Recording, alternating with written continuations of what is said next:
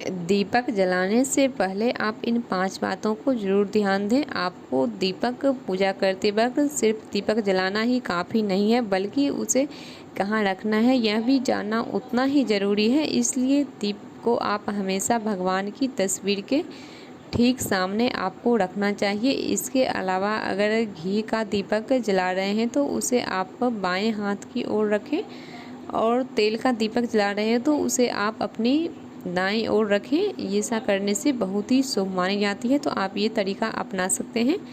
आपकी जो दीपक में बाती रहती है वो कैसी होनी चाहिए, आप ये आइए जानते हैं। बहुत से लोग हर तरह के दीप में एक ही बाती का इस्तेमाल करते हैं, लेकिन घी और तेल की बाती अलग अलग होनी चाहिए। अगर आप घी का दीपक जला रहे हैं तो आप दीप में रुई की बाती रखें, लेकिन अगर आप तेल का दीपक जलाएं तो उसमें आप लाल धागे की बाती बनाएं। ऐसा करना शुभ माना जाता है।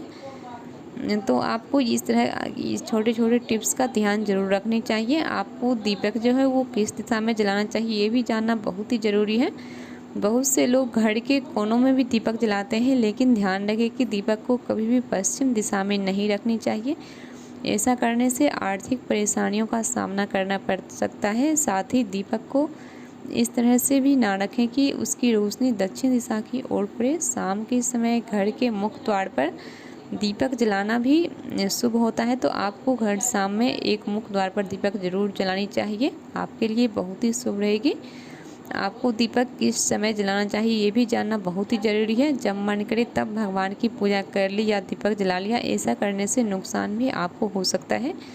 इसलिए सुबह 5 बजे से लेकर 10 बजे तक और शाम में 5 बजे से लेकर 7 बजे तक के बीच ही आपको दीपक जलाना चाहिए। आपका दीपक जो है वो कैसा होना चाहिए ये भी जानना बहुत ही ज़रूरी है। ध्यान रखें कि आप पूजा जिस दीप का इस्तेमाल कर रहे हो वह कहीं से भी खंडित नहीं होनी चाहिए। खंडित दिए में दीप में जलाने से देवी लक्ष्मी नाराज हो सकती है, और साथ ही आपको दीपक जलाने से पहले दिए को अच्छे से साफ करना चाहिए। अगर पूजा करते वक्त किसी कारणवश दीपक आपका बुझ जाए तो आपको तुरंत दोबारा दीपक जलाकर ईश्वर से क्षमा याचना कर लेनी चाहिए। ऐसा करने से आपकी जो कष्ट है वो मिट जाएगा। तो आपको वीडियो कैसी लगी प्लीज़ बताइएगा। वीडियो से जानकारी लेने के लिए धन्यवाद।